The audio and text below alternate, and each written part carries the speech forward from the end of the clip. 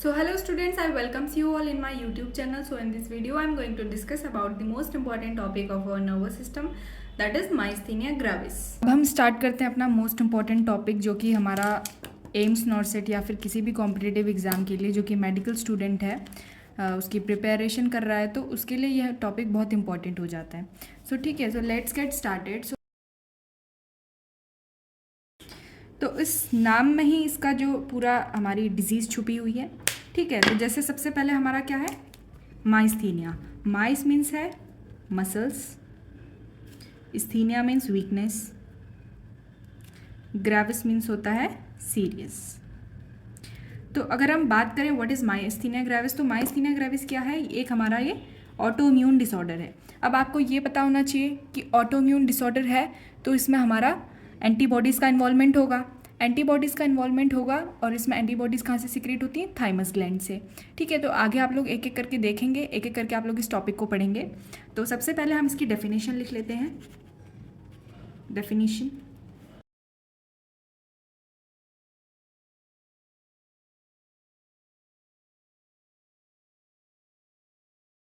बात करें what is myasthenia gravis की, तो ये एक हमारा क्रॉनिक न्यूरोमस्कुलर डिसऑर्डर होता है. ठीक है, neuromuscular in the sense, suppose this is a neuron और यहाँ पे हमारा क्या होता है, साइनेप्सिस होता है, और यहाँ पे हमारी सपोज एक मसल है. तो ये जो न्यूरॉन है, अगर जब ये स्टिमुलेट होती है तो इसमें क्या होता है, हमारा ACTH एसिटिलकोलिन प्रेजेंट रहता है. ठीक, एसिटिलकोलिन ऑलरेडी इसमें प्रेजेंट रहता है. तो जब ये स्टिमुलेट होती है तो हमारा यहाँ पे जो ये मसल है, यहाँ पे हमारे एसिटिलकोलिन के जो रिसेप्टर्स होते हैं. ठीक है, अब सपोज हमारी नर्व स्टिमुलेट हुई, नॉर्मल कंडीशन बता रही हूँ. नॉर्मली क्या होगा, अगर जब हमारी नर्व स्टिमुलेट होती है तो हमारा यहाँ पे जो एसिटिलकोलिन होते हैं वो स्टिमुलेट होकर के हमारी जो हमारी मसल्स की रिसेप्टर्स होते हैं एसिटिलकोलिन, तो उन एसिटिलकोलिन रिसेप्टर्स पे जो हमारे ये एसिटिलकोलिन होता है ये हमारा बाइंड हो जाता है. तो इसके बाइंड होने के बाद हमारी जो क्या होता है, मसल्स का मूवमेंट होता है. बट एबनॉर्मेलिटी इसमें क्या आ रही है, suppose this is a neuron, तो एसिटिलकोलिन ऑटोमेटिकली यहाँ पे प्रेजेंट है. स्टिमुलेट होने पे जो हमारी ये मसल है, इस मसल में क्या हो रहा है, ये हमारे एसिटिलकोलिन रिसेप्टर्स हैं. तो अब हमने कहा कि ये जो हमारा माइस्थीनिया ग्रेविस है ये एक ऑटोइम्यून डिसऑर्डर है, तो इसमें एंटीबॉडीज़ प्रेजेंट रहेंगी. तो एक्चुअली इसमें होता क्या है, जो हमारी ऑटोइम्यून डिसऑर्डर है तो इसमें जो हमारी एंटीबॉडीज़ होती हैं, सपोज ये हमारी एंटीबॉडीज़ हैं, ये हमारे रिसेप्टर्स जो होते हैं एसिटिलकोलिन के, उन रिसेप्टर्स पे क्या हो जाती है, ये बाइंड होकर के इन रिसेप्टर्स को ब्लॉक कर देती है. अब हमारे ये एसिटिलकोलिन रिसेप्टर्स ब्लॉक हो जाएंगे. इनके ब्लॉक होने की वजह से ये जो हमारे एसिटिलकोलिन है वो इस पर बाइंड नहीं हो पाएंगे, तो जिसकी वजह से हमारा क्या हो जाता है, न्यूरोमस्कुलर डिसऑर्डर हो जाता है. इसमें हमारा डिसऑर्डर होने की वजह से क्या होगा, हमारी जो वॉलेंट्री मसल्स हैं उसका मूवमेंट प्रॉपर नहीं हो पाएगा. ठीक है, ये हमारी डेफिनेशन थी माइस्थीनिया ग्रेविस की. ये नॉर्मली मैंने बताया, ये एबनॉर्मली जब हमारा न्यूरोमस्कुलर जो डिसऑर्डर है माइस्थीनिया ग्रेविस में जो प्रेजेंट रहता है वो उसको मैंने आपको बता दिया. तो अब देखिए ये हमारा क्या होता है, long term chronic neuromuscular autoimmune irreversible disorder होता है, जिसमें हमारी जो वॉलेंट्री मसल्स हो जाती हैं वो एबनॉर्मल तरीके से फटीग्ड हो जाती हैं, मतलब कि वीक हो जाती हैं, थक जाती हैं. सो ठीक है, तो अब हम आगे बढ़ते हैं. तो हमारी माइस्थीनिया ग्रेविस डिजीज़ होती है, इसमें सेंसरी वीकनेस प्रेजेंट नहीं रहती है और हमारा इसमें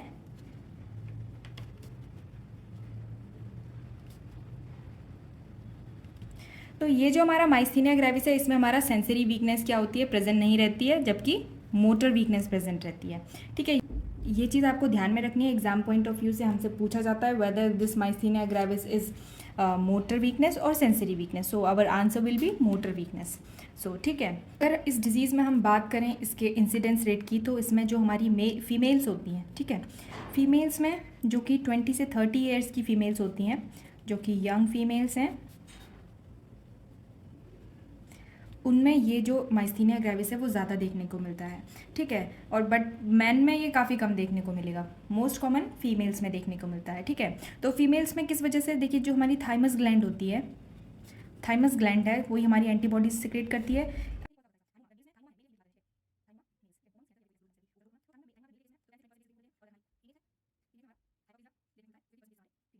तो हम बात कर रहे हैं इसमें जो हमारे 50% केसेस हैं वो फीमेल्स के हैं और 10 से 20% इसमें हमारे मेल के केसेस हैं. तो इसके कहने का मतलब यही है कि फीमेल्स जो कि यंगर हैं वो मोर कॉमन है माइस्थीनिया ग्रेविस के एज़ कम्पेयर टू मेल्स. जैसे हमारी जो थाइमस ग्लैंड है, उस थाइमस ग्लैंड में हमारी क्या हो जा रही है, एबनॉर्मेलिटी हो जा रही है, या तो वहाँ पे मायोड सेल का फंक्शन ऑल्टर हो जा रहा है, जिसकी वजह से टी और जो बी सेल्स होती हैं वो हमारी कोलिनर्जिक रिसेप्टर्स के लिए क्या करती हैं, एंटीबॉडीज़ फॉर्म करने लगती हैं। तो इस वजह से हमारा मोस्ट कॉमनली माइस्थीनिया ग्रेविस देखने को मिलता है। अब हम बात करेंगे clinical manifestations of myasthenia gravis की।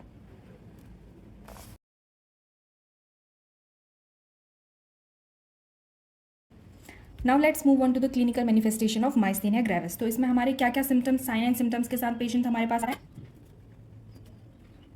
पेशेंट हमारे पास आएगा इवनिंग फटीग के लिए, वो बोलेगा कि हमें जैसे जैसे इवनिंग होती है तो वैसे वैसे हमारा जो थकान है वो बढ़ने लगती है, ठीक है। और इसमें क्या होता है,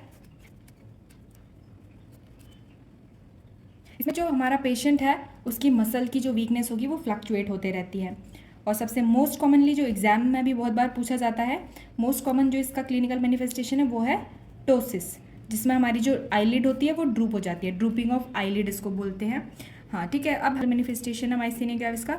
तो इसमें जो हमारी नर्व्स होती हैं, हमारी जो क्रेनियल नर्व्स होती हैं, cranial nerve 3, cranial nerve 4, cranial nerve 6, ये हमारी क्या हो जाती है, डैमेज हो जाती है, जिसकी वजह से हमारा डिप्लोपिया देखने को भी मिलता है, ठीक है, डिप्लोपिया देखने को मिलता है।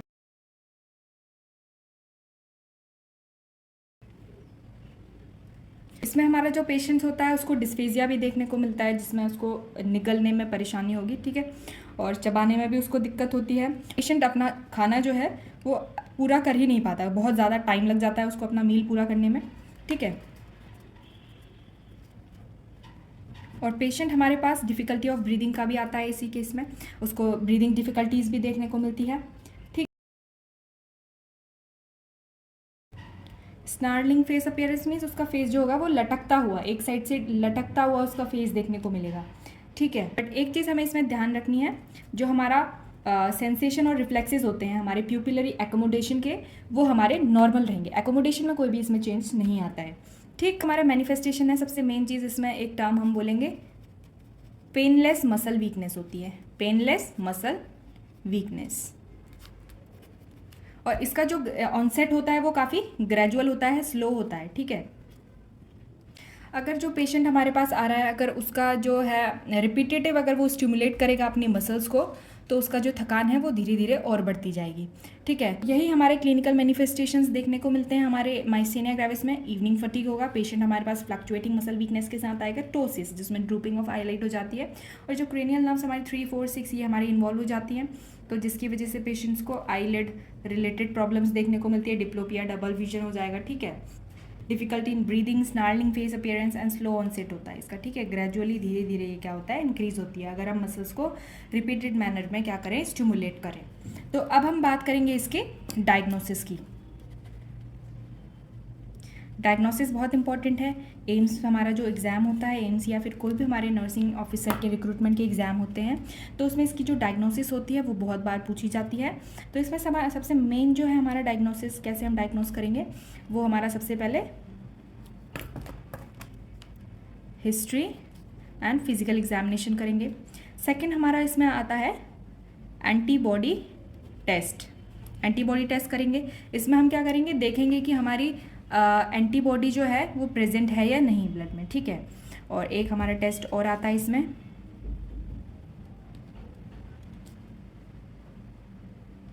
इलेक्ट्रोस्टिमुलेशन टेस्ट भी इसमें हम करते हैं। इससे हम क्या करेंगे, हम मसल्स हम देखेंगे, हम रिपीटेटिव स्टिमुलेट करेंगे उसकी मसल्स को, फिर हम देखेंगे कि उसकी मसल वीकनेस हो रही है नहीं हो रही है तो इट मीन्स दैट उसको क्या है, माइस्थीनिया ग्रेविस है। वन मोर टेस्ट जिससे हम डायग्नोस करेंगे, that is ice test. Ice test में हम क्या करेंगे, जो हमारी लिवेटर पाल्पेब्रा जो हमारी मसल होती है आइज़ में, उसमें हम आइस को अप्लाई करेंगे। अगर आइस अप्लाई करने के बाद हमारी जो लिवेटर पाल्पेब्रा जो मसल है वो स्टिफ हो जा रही है, it means that the myasthenia gravis is present, okay. Ice test में ये होगा। एक और हमारा सबसे इम्पॉर्टेंट जो डायग्नोस करने के लिए टेस्ट आता है, उसको हम कहते हैं टेंसिलोन टेस्ट। टेंसिलोन टेस्ट का दूसरा नाम है एंड्रोफोनियम टेस्ट। तो एंड्रोफोनियम टेस्ट में क्या होता है, हमारा सपोज नॉर्मली केसेस में क्या देखने को मिलता है, नॉर्मली क्या होता है पहले आपको ये पता होना चाहिए। नॉर्मल आपको जब पता होगा तो इसके बाद ही आप लोग एबनॉर्मलिटीज़ को पढ़ पाएंगे। नॉर्मली क्या प्रेजेंट रहता है, suppose this is our neuron, ठीक है, नर्व है हमारी, और यहाँ पे हमारा साइनेप्सिस है, ठीक, यहाँ पे हमारी क्या है, मसल्स हैं, यहाँ पे हमारे ACTH रिसेप्टर्स हैं, एसिटिल कोलिन, और यहाँ पे इसके अंदर क्या है, एसिटिल कोलिन प्रेजेंट है। नॉर्मली यहाँ पर क्या होता है, ये जो हमारा साइनेप्सिस होता है यहाँ पे हमारा एंजाइम प्रेजेंट रहता है, ठीक है, एंजाइम जिसको हम कहते हैं कोलिनेस्ट्रेज एंजाइम, कोलिनेस्ट्रेज एंजाइम, ठीक है। अब कोलिनेस्ट्रेज एंजाइम नॉर्मली क्या करते हैं, ये जो हमारा ACTH जो होता है, एसिटिल कोलिन होता है, कोलिनेस्ट्रेज, एज मतलब एंजाइम, कोलिनेस्ट्रेज मतलब एसिटिल कोलिन, एसिटिल कोलिन को जो क्या करते हैं, डिस्ट्रॉय करते हैं। नॉर्मली वो एंजाइम्स यहाँ पर प्रेजेंट रहते हैं, ठीक है, नॉर्मली यहाँ पे प्रेजेंट रहते हैं। ACTH को क्या करते हैं, वो डिस्ट्रॉय करते हैं, ठीक। तो ये हमारे ACH है, एसिटिल कोलिन है। नॉर्मली जब नर्व स्टिमुलेट होती है तो ACH हमारा रिलीज होगा। ACH रिलीज होने के बाद यहाँ पे कोलिनेस्ट्रेज एंजाइम्स क्या करेंगे, इसको क्या करते हैं, नॉर्मली क्या करते हैं, डिस्ट्रॉय करते हैं, ठीक है, नॉर्मल कंडीशन में। अब हमने टेस्ट करना है whether the myasthenia gravis is present और नॉट, क्योंकि हमें पता है माइस्थीनिया ग्रेविस में हमारी जो मसल्स होती हैं वो वीक हो जाती हैं। तो इसमें हम क्या करेंगे, सबसे पहले हमने क्या किया, हमने पेशेंट को क्या दी, ड्रग दी, ठीक है, एंड्रोफोनियम ड्रग देते हैं, एंड्रोफोनियम हमने इस पेशेंट को ड्रग दी। तो ये जो एंड्रोफोनियम ड्रग क्या करती है, ये हमारे जो ACH के डिस्ट्रक्शन को, नॉर्मली जो हमारा एंजाइम था कोलिनेस्ट्रेज एंजाइम, ACH को जो नॉर्मली डिस्ट्रॉय कर रहा था, उस ACH को डिस्ट्रॉय होने से बचाएगा और ब्लॉक कर देगा उन एंजाइम्स को, ठीक है। ये जो ड्रग क्या करेगी, इट विल, ये ड्रग क्या करेगी, जो एसिटिल कोलिन जो हमारे एसिड कोलिनेस्ट्रेज एंजाइम की हेल्प से जो हमारे डिस्ट्रक्शन हो रहा था उसको क्या कर देगी, ब्लॉक कर देगी, ठीक है। अब कोलिनेस्ट्रेज एंजाइम्स क्या हो चुके हैं, ब्लॉक हो चुके हैं, तो हमारा एसिटिल कोलिन जो है उसका डिस्ट्रक्शन नहीं होगा, ठीक है, ये नॉर्मल चीज़ है। अब क्या हो रहा है, ACH destruction will stop, ACH destruction stop हो गया। तो इसके बाद क्या होगा, हमने ये ड्रग दे दी, हमने इस ड्रग को देख के टेस्ट करना है whether myasthenia gravis is present और नॉट। नॉर्मली तो वो ACH एसिटिल कोलिन डिस्ट्रॉय हो रहा था, बट हमने ड्रग दे दी तो एसिटिल कोलिन का डिस्ट्रक्शन नहीं होगा। तो उसके बाद हम चेक करेंगे, अगर ACTH डिस्ट्रक्शन नहीं हो रहा है तो ACTH का जो हमारा लेवल है इंक्रीज हो जाएगा। ACH का लेवल इंक्रीज होने की वजह से हमारा क्या होगा, कोलिनर्जिक एक्टिविटी बढ़ जाएगी, कोलिनर्जिक एक्टिविटी बढ़ जाएगी। कोलिनर्जिक एक्टिविटी बढ़ जाएगी तो हमारी जो मसल है, मसल की जो स्ट्रेंथ है, इट विल इंक्रीज। तो हमने उसके बाद देखा कि जो हमारी मसल एक्टिविटीज़ है, मसल की जो स्ट्रेंथ है वो हमारी इंक्रीज हो गई है। अगर ये ड्रग देने के बाद मसल की स्ट्रेंथ इंक्रीज हो रही है, it means that myasthenia gravis is present, ठीक है।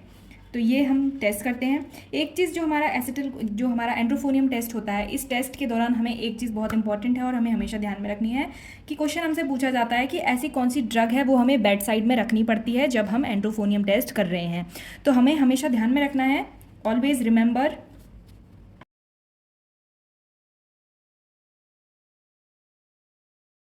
तो कोई एंटीकोलिनर्जिक ड्रग जैसे कि हमारा एट्रोपिन सल्फेट, ठीक है।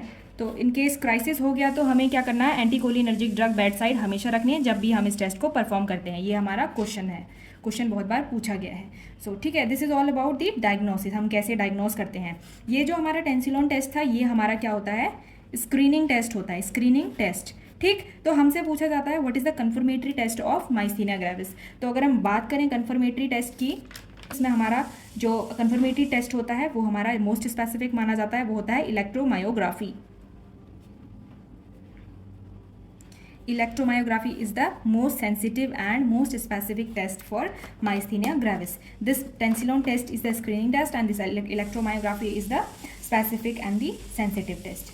ठीक है, तो बस यही हमारे डायग्नोसिस थे। इन डायग्नोसिस की हेल्प से हम क्या करेंगे, पेशेंट को डायग्नोस करेंगे whether the myasthenia gravis is present or not.